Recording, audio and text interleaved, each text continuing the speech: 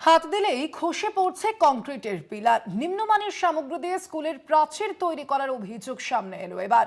হুগলির এই ঘটনা আপনাদের জানাবো। সেখানেই নিম্নমানের সামগ্রী দিয়ে স্কুলের প্রাচীর তৈরি করার অভিযোগ করা হচ্ছে স্থানীয়দের তরফ থেকে। হাত দিলেই খসে পড়ছে কংক্রিটের পিলার। নিম্নমানের সামগ্রী দিয়ে স্কুলের প্রাচীর তৈরির অভিযোগ। ঘটনায় শুরু রাজনৈতিক তরজা। আরো বিস্তারিত জানবো এই প্রসঙ্গে ফোন লাইনে রয়েছেন প্রতিনিধি দীপাঞ্জন রায়। দীপাঞ্জন, কি অভিযোগ সামনে আসছে এই বিষয়ে? দেখো, অভিযোগ হচ্ছে যে গোঘাটের যে ভাদু গ্রাম পঞ্চায়েতের বাদেশ্বর গ্রাম আছে, সেখানে একটি প্রাথমিক বিদ্যালয় আছে।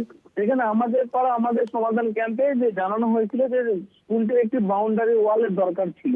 তো এর মধ্যে অবস্থায় 4.5 লক্ষ টাকা বরাদ্দ হয় এই পাঁচিলটি তৈরি করার জন্য। কিন্তু যখন পাঁচিল তৈরির কাজ প্রায় শেষের মুখে, তখন দেখা যাচ্ছে যে পাঁচিল যেখানে প্লাস্টারের কাজ হয়েছিল, সেই প্লাস্টারের কাজ শেষ করার পরেই 3 থেকে 4 দিন পরে দেখা যাচ্ছে যে হাত দিয়ে সেই প্লাস্টার গুলিকে তুলে ফেলা যাচ্ছে এবং এমনকি গুঁড়ো গুঁড়ো হয়ে পড়ছে।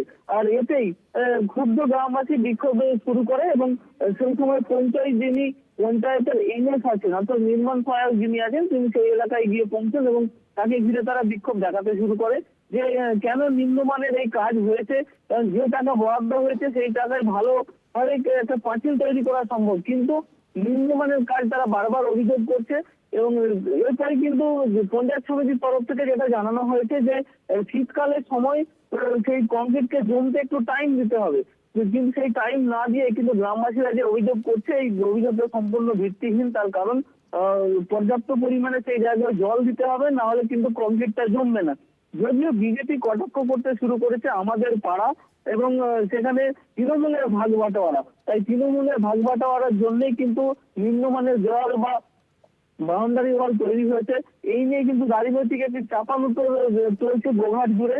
তো বারবার খতিয়ে দেখার আশ্বাস দিয়েছে নির্মাণ সহায়ক, পঞ্চায়েত এবং পঞ্চায়েত সমিতি। ধন্যবাদ তোমায় দীপাঞ্জন।